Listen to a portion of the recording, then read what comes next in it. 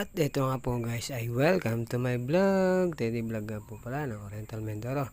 This is my new vlog today. So ayun nga po guys, ipaprank ko nga po pala dito si Paring Pang yung aking mason. So ayun guys, abangan nyo na lang guys yung gagawin ko guys.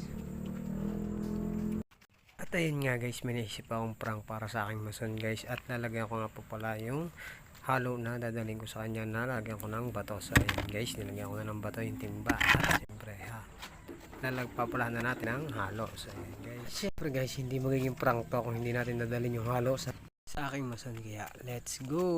So ayun guys, dadalhin ko na nga yung halo do sa aking mason.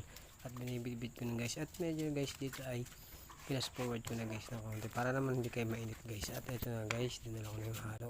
Ito nga guys, sinit up muna natin yung ating camera. Ano daw, anong bubulbol. Ako at tinakta ko na dito guys yung halo. At ito na guys yung nangyari guys. 1 hour later.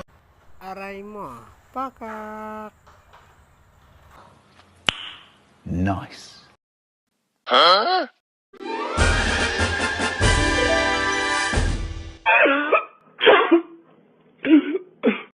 For watching, please like and share and follow na rin po. Thank you.